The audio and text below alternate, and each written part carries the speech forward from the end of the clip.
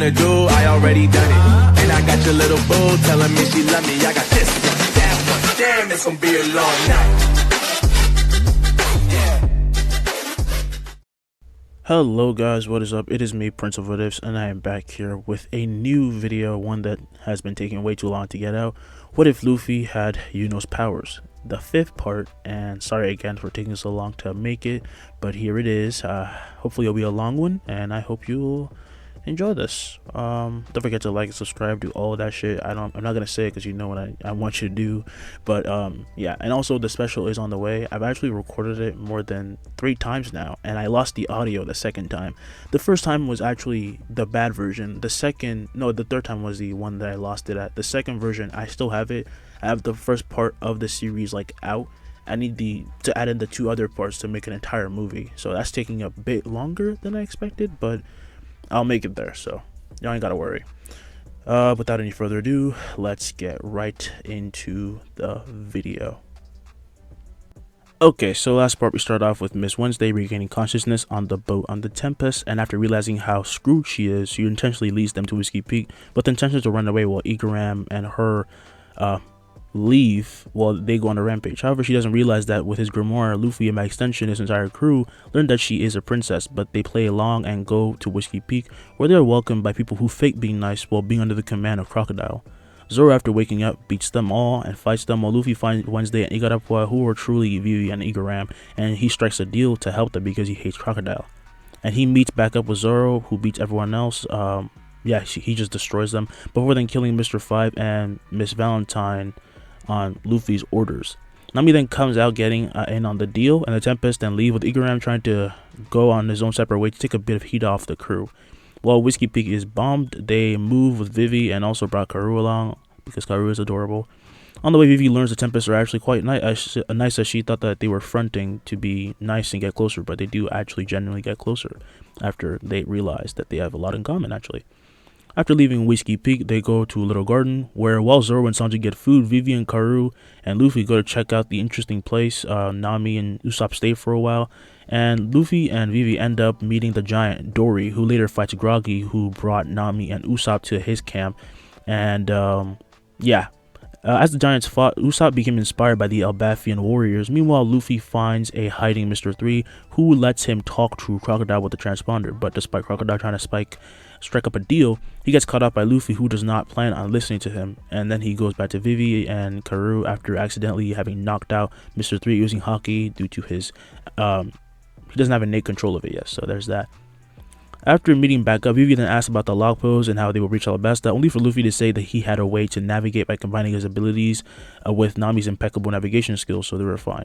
Vivi then says that's fine, and after the giants finish fighting, Luffy gathers the others while excluding Zoro to tell them that they're leaving, but before that, Luffy does try to heal the broken bond of the giants by killing the giant island guardian, saying if he beat it then the giants would make up, and he does kill the creature and shocks the giants, but his crew don't get to see him cut it in half, and the giants say that they will try to be friends, but they still want to fight regardless. But Luffy says that it's fine because they can't change the relationship like that, but he hopes they don't hate each other anymore.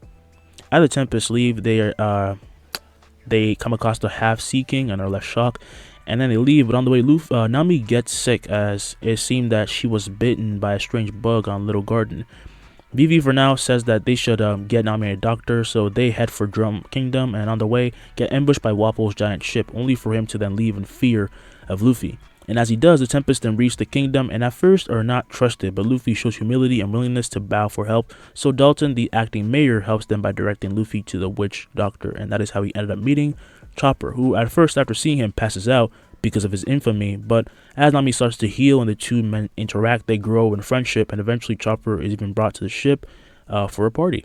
Days have passed now, and Chopper has stopped hiding himself. He now walks the streets proudly, not worrying about gazes. He has found confidence, and after a stroll through the town, he ends up on the huge mountain where his home resided, before then going to Korea's office.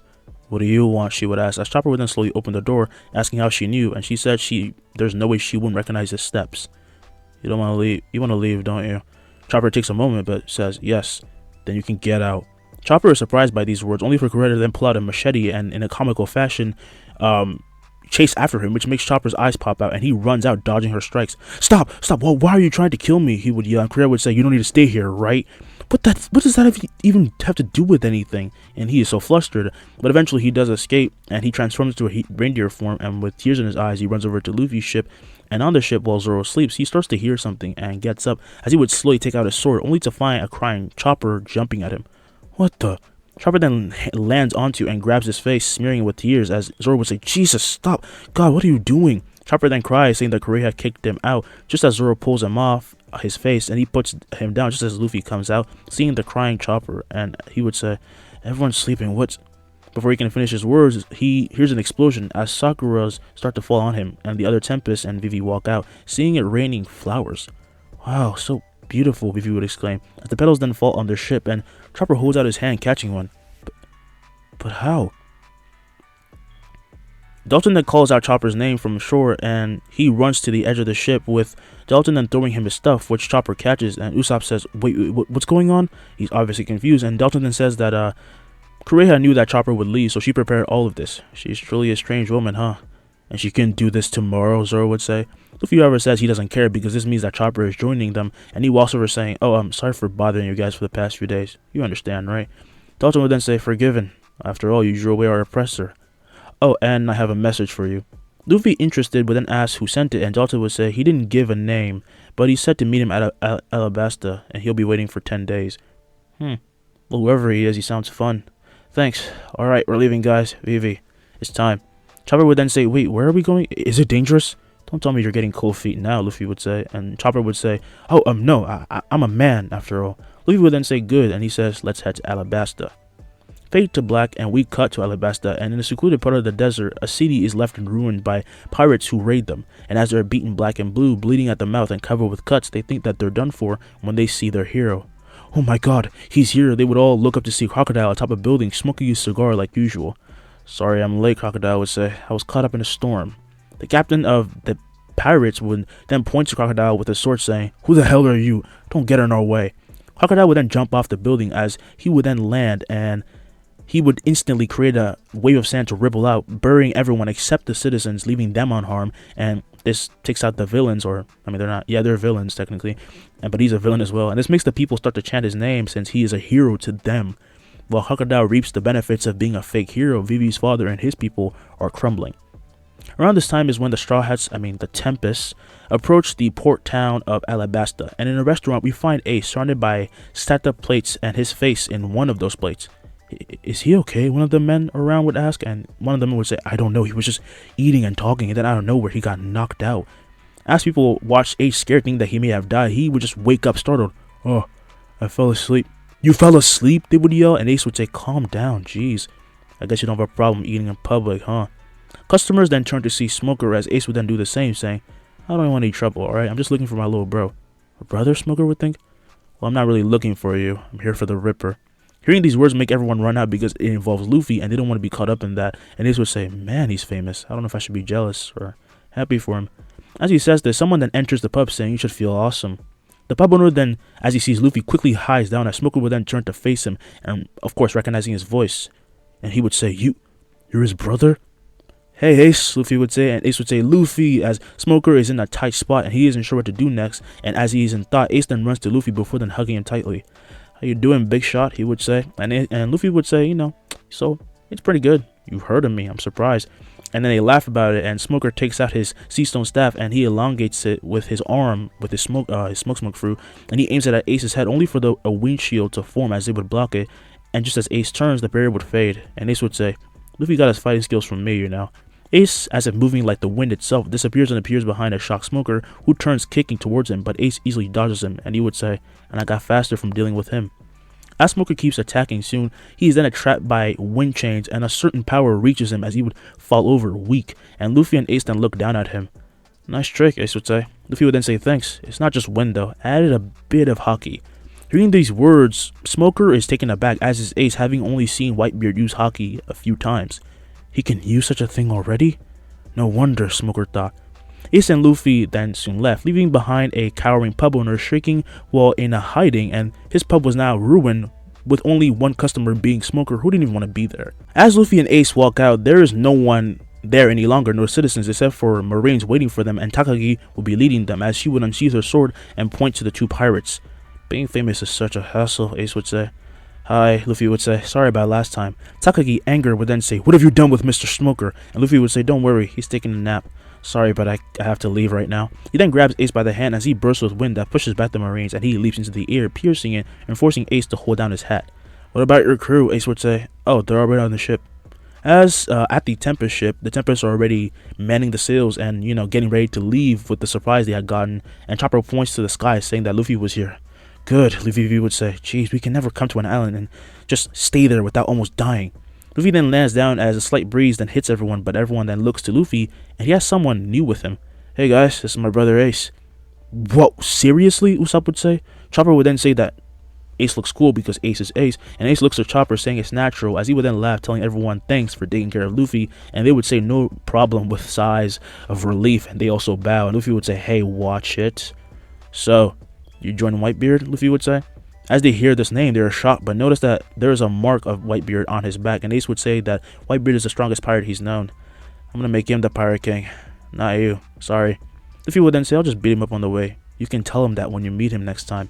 Usopp would then say, are you sure you should be declaring a fight with the Whitebeard pirates? As he says this, an explosion is then heard as Chopper would transform into his more humanoid form, catching a oncoming cannonball and throwing it back into the sea. Incoming Marine, guys, Zoro would say, as Chopper would then be shocked to see how many there were after them. There was a whole fleet, but this felt more real. He was truly with notorious pirates. As Luffy and Ace look at each other, Ace would then ask if he wants to take care of it, but Luffy says he wants to see him use his devil fruit. Ace would then smile and says, alright, as he would then jump on his ship, his little boat, riding out towards the horde of Marines, and Sanji would say, a fireman? Luffy would then say, yep, that's why his name is Fire Fist Ace, Ace, as he reaches the ships, then flies into the air using fire as he opens and pulls back his arms, and then he would then say, Fire Fist! He punches forward, releasing a gigantic wave of flames that crash into the sea, and the ships burn to crisps, and his enemies are burnt as well, impressing the Tempests. Yep, he's definitely his brother, Nami would think.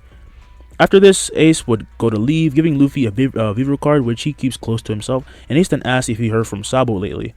No, but he's probably busy. What with being with my dad and all. Yeah, he's your dad, Ace would say, not his. Seriously, pirates are so annoying.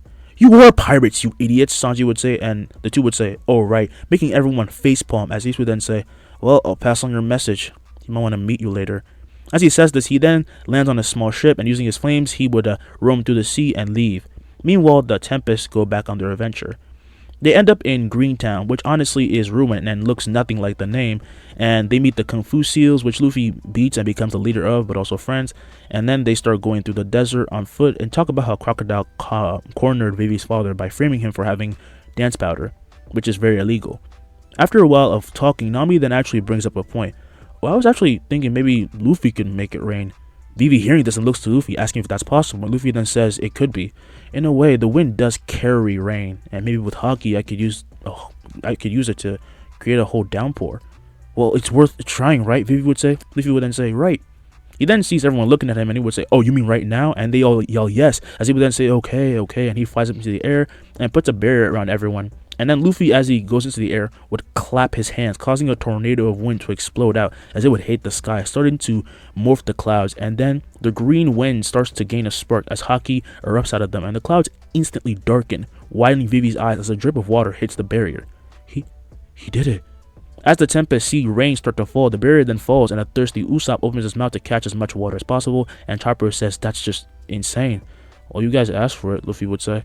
Instantly, Vivi runs and hugs a surprised Luffy, who says if she stays like this, they won't be able to get to the people faster and actually help. And Vivi would say, right. She would then wipe her tears and let go, just as they would hear a scream. And Vivi turns to see an old man, and Toto would say, Princess Vivi. Chopper would then say, he knows who you are. Zoro would then say, let's kill him, and he would have a bloodthirsty gaze, but Vivi says to stop as she recognizes him, and he runs over asking Vivi how it is possible that this is happening. It's raining in Alabasta. And then he turns to see Luffy, and Luffy then waves back at him and with a smile, and Toto almost passes out before Vivi then waves him back to reality, like putting her hand in front of him, and she says that he is actually here to help. I heard he can control the currents. Did he do this? Toto would ask, and Vivi would then say yes. Then we might have hope. But Vivi, those boys, they're trying to rebel. Wait, what are you talking about? Nami would ask, and this is when Vivi would say, my friends. He's talking about my friends. How would those idiots do that? I don't know, but please stop them, Toto would say. And Vivi's friend is Koza, if you don't remember him. I didn't remember either. I had to go back and read the manga. And Koza, who is Vivi's friend, is leading a rebellion, which the king does not like, because he knows in the end, not only will they like die if they do that type of stuff, they will ruin their own country, but Crocodile will just come out on top anyway. So the king decides to deal with Crocodile by heading to Dreamtown, and the rebellion is actually heading for the Albanian army that are heading for Crocodile. And the Tempests, in hearing all of this, send Karoo to the palace to give one message: rain will come. Karoo does make it, and the Tempests then make it to Dreamtown in under 30 minutes using a wind arc, and chasing after them was also Smoker, Tagashi, and other marines, but the Tempests came way earlier than them.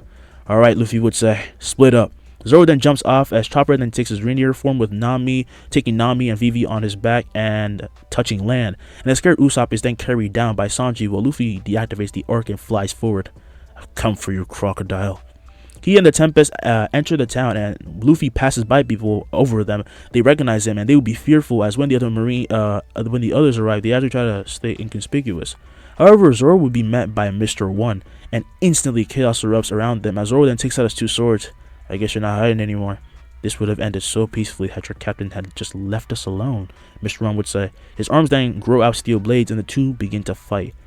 Nami and Vivi, meanwhile, and Chopper meet Miss Doublefinger, who would erupt with spikes all over, freaking out Chopper, who was about to enter his much stronger form. But Nami gets off, saying to go ahead as she unveils her climate attack. Get away from here, she would say. Oh, how selfless of you, Doublefinger would say. You think you can take me on by yourself? Chopper then speeds past the Baroque Works agent as he and Vivi then wish Nami good luck, and Nami would say, I don't think I know, because I have to. Sanji, meanwhile, is ambushed by a whole group of mercenaries, and Usopp actually ended up running away in fear, but he is met by the mole woman, Miss Cherry Christina, so he has no choice but to fight. By this point, Luffy then bursts into the casino of Crocodile through the very top, and as he flies down, he is met by a stare from Crocodile at the bottom. What are you doing here, Ripper? Holding his hand out, he throws out blades of sand at Luffy, who swipes them away with his right hand before then meeting Crocodile with a punch, and as they strike, sparks of haki occur. You too, huh? Luffy would say. Did you think I really didn't prepare anything against a monster like you? Luffy then jumps back as the two will then stare each other down, and the battle begins. As they begin their battle, the rebellion along with the rebellion actually met Vivi's father on their way, who destroys a whole town on the whim. But the truth is, it was Bond Clay who was impersonating him as part of Crocodile's plan, while the real Cobra was actually being held captive somewhere in the casino Luffy and Crocodile were fighting at. With the wave of his hook, Crocodile strikes at Luffy, but his arm turns black, blocking and pushing him away before then slamming a punch into his stomach, causing Crocodile to spew blood as he is sent flying and he slams into a wall. Poison, is that really the best you could do? Luffy would say. Crocodile then breaks out of the wall, and as he falls, he turns to sand as he starts to swirl around Luffy like a sandstorm. But from inside, multiple blades coated with haki pop out, and the tornado tightens, but Luffy doesn't use wind. If I'm gonna be the king of pirates, I can't be a one-trick pony, he would say, as his eyes would then shine red, and he explodes with lightning, and he does something he hasn't done in a while. He reverts to his selfless state. At the beginning of the story, you might have noticed that Luffy was far more calculative and quiet, and kept his emotions more controlled, and as time went on, he opened up, so that side of him is kind of gone. It's not that he's lost intelligence, definitely not. It's simply that he chose to abandon that side of him to make sure he can have friends, but now he was gonna bring it back again. As the tornado tightens, Luffy's arm then glows red, and as he punches forward, using only pure strength and haki, he causes an explosion that unravels the tornado of sand. Luffy then stands in the same spot with heavy breath as a weakened Crocodile then reforms back to where he was, and he was already at death's door, as Luffy then walks up to him asking, "Why is there a person down there?" Luffy would say, and his eyes would gleam red as he can sense someone is down there, and Crocodile only smiles in response to this.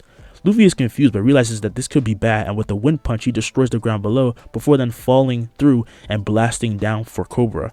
Cobra, meanwhile, is in an underground kind of dungeon and sits waiting for these gigantic animals to come eat him. He had no choice, so he must wait. Whether he dies now or doesn't is all up to fate.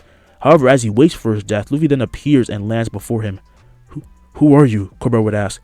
Just some backup, Luffy would say, as holding his hand out, he creates a giant axe of wind, which he then starts to swing and spin around himself while walking forward, and soon he stops and slashes forward horizontally, just as the giant animals near him opening up their mouths, and instantly they explode to millions of pieces, leaving the king, well, shocked. That power. Are you the Ripper? Luffy then turns, saying, I really hate that name. Just call me Luffy.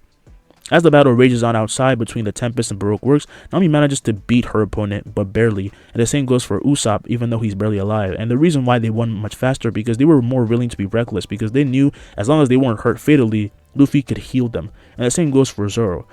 And they basically all won their fights, like, easy. They really went through, like, they put themselves through the ringer. They didn't give a fuck. They knew they were going to be fine. They trust their captain.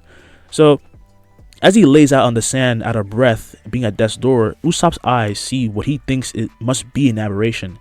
Marines? That many? As he mumbles this, he would then be picked up into the air by Pell, the strongest warrior of Alabasta, who flies up to Luffy holding everyone, including Vivi, and of course Cobra. Thank you for coming, Pell, Vivi would say, and Pell would say, no problem, Princess Vivi. But I must say, if he's not healed soon, he may die. Luffy then holds his hand out, and Usopp's body starts to be enveloped by green energy, and he steams as his wounds would close, and his broken nose straightens, and he stops bleeding. He just needs some rest and a bit of food. Incredible, what a strong power, Cobra would think. They would then fly past the Marines, who stop, and Smoker then looks up, seeing them, and Takagi would say, can you see what that is, sir? Smoker would then say, well, it's obviously the Tempest, but why are they with them? Well, why is he with them? He can only see Pell, my bad. Smoker, however, decides to put a pin in this for now, and they go to the city where they end up finding Crocodile, and after investigating, they arrest him, but only for a bit since they don't have incriminating evidence. And as they fly through the sky, however, Vivi notices that Luffy is actually more banged up than usual. And she would ask about this, and Luffy would say, oh yeah, I tried fighting hand to hand for the first time in a while. I guess I'm out of practice. Did you use Haki instead? Zoro would ask, and Luffy nods. As Chopper would then ask what Haki is, to which Luffy says he can explain it later. Right now we need to go stop this whole thing. I think somehow Crocodile had someone impersonate you while you were gone. Pell and everyone are shocked to hear this, and Pell would then say, a devil fruit, right? And Luffy would nod, as he would then say, there can be devil fruits for anything, so it's probably true. There's a 90% chance. The other chance might mean that, well, they chose to kill your friend Koza and his rebel friends instead of just going with their original plan. Then we must hurry, Koro would say. Let's go clear this up right now. Luffy would then say, way ahead of you, and they fly towards the rebels. And they actually end up finding their camp ravaged as they would land, and when Koza turns to see Vivi, he and his men also turn to see their sworn enemy, the king. What is he doing here? Haven't you done enough? They would say, and Koza, however, says to wait. They have the Ripper with them. He's worse than Crocodile.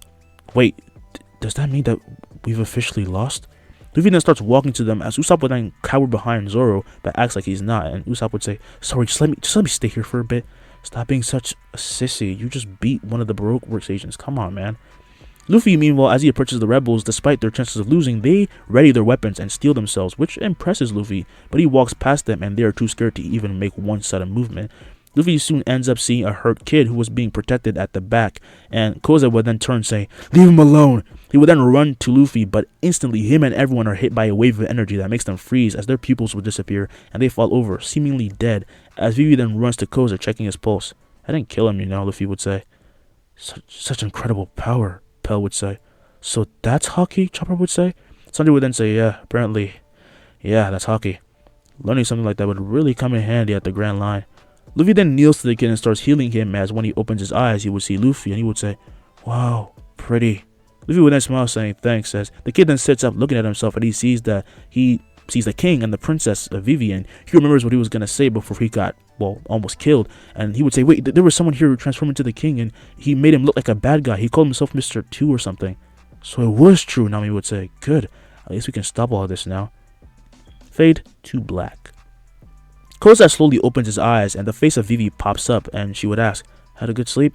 Koza is shocked by this and rolls away before then seeing Vivi was giving him a lap pillow, but more importantly, they were in a clean room with tons of beds, clean sheets, and fresh air. Did you seriously bring me to the palace? Koza would ask, and Vivi would then say, calm down, Koza. Are you being serious after what your father did? He and his men almost killed a kid. He's probably dead by now.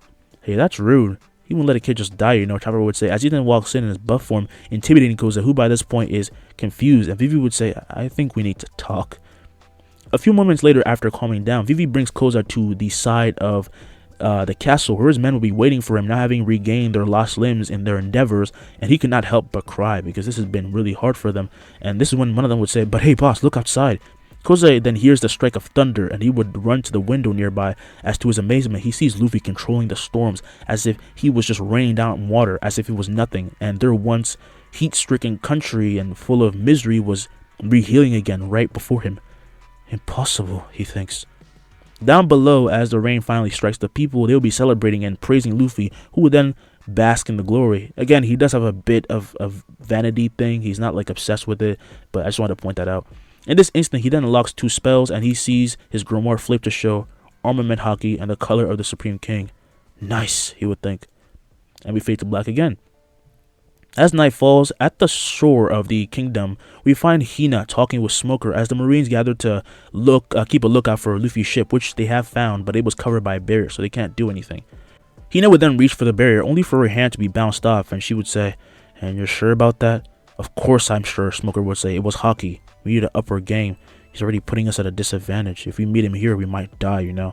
"But what are the chances he's already gone? This is just a measly ship. He's the Ripper." Smoker would then say, "Well, the chances aren't very high, but we have to try, or the higher-ups are going to question our loyalty." His words are then cut short by the wind starting to sway him and the others about like leaves in the wind. "They're here!" Hina would yell as she would then look up to see the Tempests up in the wind arc, and as Luffy looks down, he sees giant iron chains coming up towards them, and he jumps off the arc, and as he kicks the air behind him, he blasts down. With one swipe, he meets the metal chains, and they are cut to shreds as he then crashes down, causing a massive wave to send everyone flying. As Hina and Smoker regain balance, they get ready for another fight when the dust cloud is then blown away by Luffy, who then holds his hand out, forming a condensed orb of wind. "I'm really getting sick of you, and you brought a friend of all things," Luffy says. Hina is starting to worry about the course of this battle, Hina says. She speaks in the first person sometimes, keep that in mind. Luffy, however, then lowers his hand and lowers his gaze as the Marines get confused a bit, only for Luffy to then utter an inaudible word, and they are struck by an intense pressure. Instantly, they fall over with their eyes going blank, and they are left out cold on the ground. I'm getting the hang of it more and more, Luffy thought. Walking past the Marines, him and his group would then board the ship, and they start leaving when Nami then asks, do you think Vivi's fine with this? She could come with us. Back at Alabasta, as Vivi sits in her room by the window, she would clench her fist, and with a smile, she would sigh. "I'd love to go with them." As she says this, she hears a ring and is startled as she then stands and looks around and eventually finds a snail transponder with the mark of the Tempest on it. Quickly, she takes the call. "Vivi!" Luffy would yell, and Vivi is surprised. "When did you do this?" "As soon as we got there," Luffy would say, and Sanji would say, "I'm already missing you," and he's sending love, and Vivi would then laugh, saying that she really wishes she could be with them right now, but Luffy says no. "Everyone has their time. You're not ready yet." "Yeah, and I still have my duties," Vivi would say, "but we'll still be friends, right?" The Tempest then say, "Of course," and she would almost cry, but hold back, saying, "So, where are you guys going now?"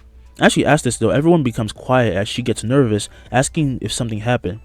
"We'll call you back," Luffy would say, as he then cuts the line, and he and everyone turn to face Miss All Sunday.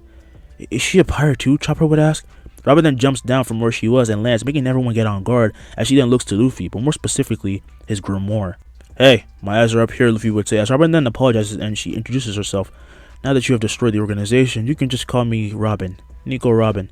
"Then why the hell did you get on my ship?" Luffy would say, as his eyes then shine red, and Robin with a nervous sweat then says, "I wish to join the crew." Luffy's intimidation then disappears. "Oh yeah, sure." "What?" everyone yells, as they would then say this is a bad idea, as she clearly has bad motives, and Nami would say, "She's probably just after your book for some reason. It's more worth than billions." Sanji would then say, "I mean, we should consider it, right?" But as he sells this, Zoro then tells him to shut up because he's a simp, and they start bickering when Luffy says, "Quiet." Everyone instantly shuts up, and Luffy then smiles, saying, "Trust me, this is good, okay?" "You do this way too much," Zoro would say. "Well, I'm going to sleep," Luffy would say. "I guess I'll see you guys tomorrow. Don't kill each other." He then slams the door shut behind, and instantly Zoro stares down Robin, who only smiles in return. "Let's get along well, everyone," Robin would say. When the next day comes, Luffy wakes up and goes outside, and he finds Robin at a table near the edge of the deck, and he sees Nami getting along with her pretty well because Nami is Nami, and her and Robin are already starting to bond over the love of islands and certain treasures. Well, Chopper will be messing around with Robin's devil fruit hands, and even Usopp found her fun, even though he thinks that she is dangerous, and even Sanji will be having fun bringing her food, but Zoro still didn't trust her as he sits away from the group with his swords at his side, and when Luffy walks past everyone, he says good morning, and he goes and sits down by him. "So, do you think I made the wrong choice?" "I'm not the captain, am I?" Zoro would say. "I know she's suspicious," Luffy would say. "It's pretty obvious she wants my grimoire. But it's interesting, I want to see where this goes." Zoro then laughs, saying that's just like him, just as Luffy would then ask, "By the way, have I been holding up my promise?" "It's coming along," Zoro would say. "If you could teach me Haki, that would help." Luffy then holds his hand out as it would pulse red, and a black coat of armor covers his entire arm, and instantly Robin notices. That's Haki," she says in a nervous tone, as Robin only gets more interested as Zoro then looks at the arm, saying that he makes it look easy. Luffy will then stand, saying it's all about concentration, before then holding his hand up to the sky, and a shadow instantly covers them as everyone looks up to see a giant ship falling from above. "Are you kidding me?" Usopp would yell, as when the ship is about to hit them, Luffy then erects a barrier just in time, and the ship hits and it shatters to pieces. "Where the hell did that thing come from?" Usopp would yell. Nami then checks her logbook, saying she doesn't know, and she says, "We're only supposed to get some snow soon, not a whole ship." Luffy then looks to Robin with a smile, asking, "What do you think it is?" "He must be testing me," Robin thought, and she said, "Yeah, we just locked on to Sky Island." "Wait, there's really a Sky Island?" Chopper would yell, and Zoro would say, "What would that even be like? Is like an island in the sky?" "It's more like a floating sea," Robin would say, and this only confuses them even more, as Robin then says, "Look at the logpost, it's pointing up."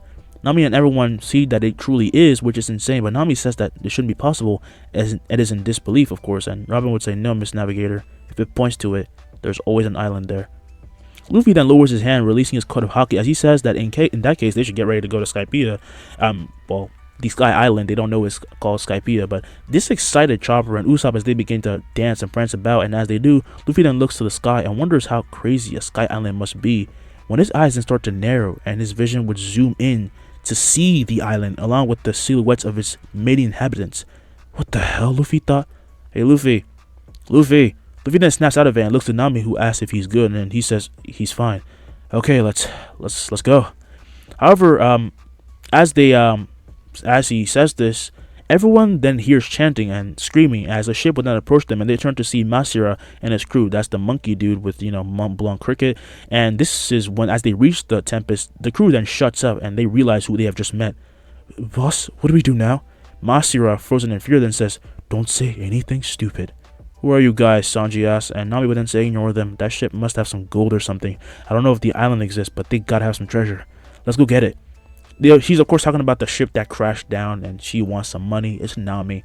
Ignoring the pirates, they would then make some handy makeshift suits and go down, and while Sanji, Luffy, and Zoro are down there, Chopper decides to ask the other ship if they're okay.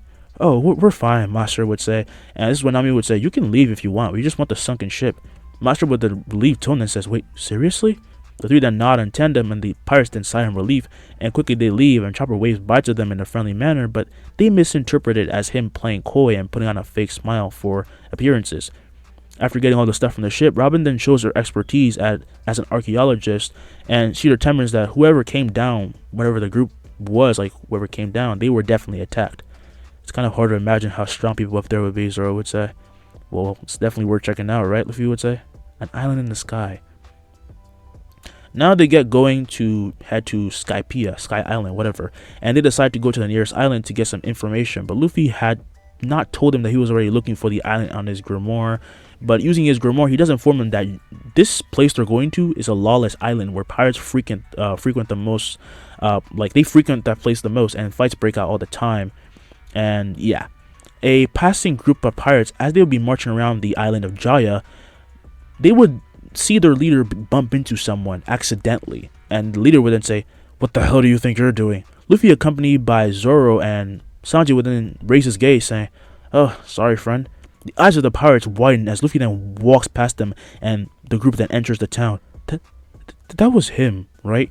The scared leader then nods with a nervous sweat, and quickly news spreads of their arrival, and going through the main street, the three men find all pirates fixated on them with looks of fear, bloodlust, and anger. "Hey, you guys wanna go to a bar? I feel kind of weird about this.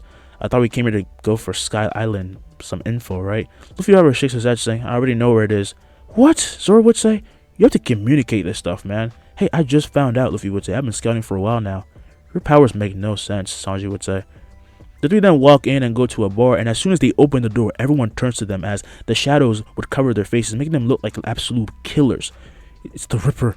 The Tempests are here?" Luffy then slowly walks up to the bar, and every step he takes fills the room with tension until he reaches the bar and slams his hand down on the table, making everyone get startled. "I'll have your best booze." Sanji then says he doesn't want anything, and Zoro then says he wants booze as well, and the bar owner would say, "Coming right up."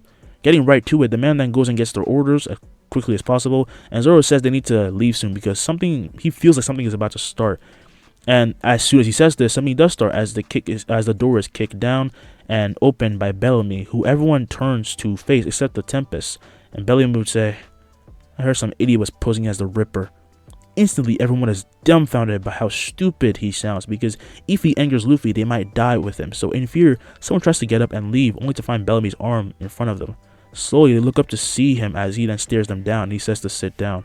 Luffy, however, says, "No, please, leave. You have the freedom to do that. We are pirates, after all." He then turns in his chair facing Bellamy, who instantly has his eyes widen, and he freezes up. Oh crap, he's gonna kill all of us, they would think. All the pirates instantly run out, leaving the room desolate, just as the bar owner then puts up the pirate's ale and he hides below the counter. Great, he ruined the atmosphere, Sanji would say. He's actually here, Bellamy thought. The Ripper. His clothing, that book he always has, and his looks. This is the man worth 130 million. He's terrifying. Are we done here, Luffy would ask. Bellamy then gets nervous just as a big knife and the other rest of the crew arrive, and he would then say, "Hey, so, where's that imposter, huh?" The word then angers Luffy as the wind starts to rile up, and Bellamy and his pirates are instantly pushed back, and they look forward to see Luffy, who asks, "What the hell did you just say?" The other Bellamy pirates then also realize how stupid they were being, just as Zoro hits Luffy on the head, stopping the wind. "Don't do that, you'll destroy the bar. They're not worth it," Zoro would say. "Fine," Luffy would say. "Let's leave. I don't even want to drink anymore." He then gets up and walks, with him then meeting Bellamy, who's too scared to move. "Can you please move out of the way?" Luffy would say. Bellamy's anger rises at being humiliated after all his bravado, but he moves out of the way, allowing Luffy and his group to leave. And as they do, Big Knife would gulp. "We just met Blackleg, Roronoa, and Luffy." Bellamy would then say, "Yeah, and we disrespected them."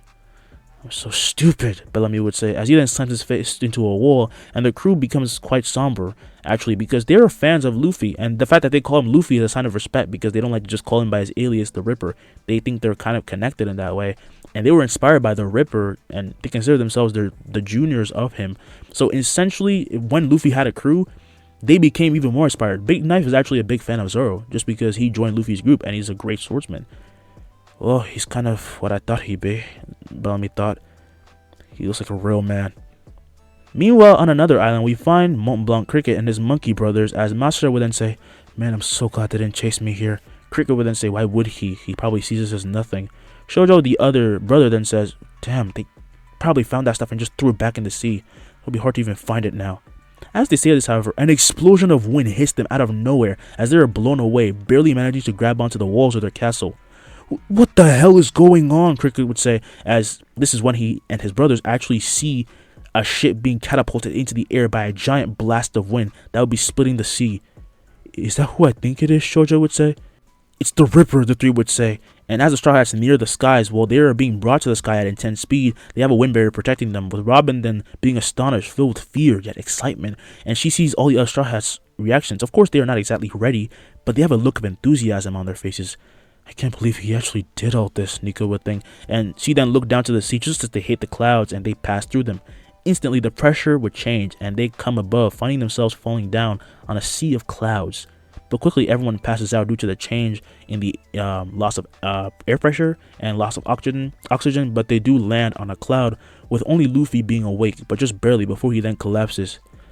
"We should do more things like this often," he would say, and this brings us to the end of this part.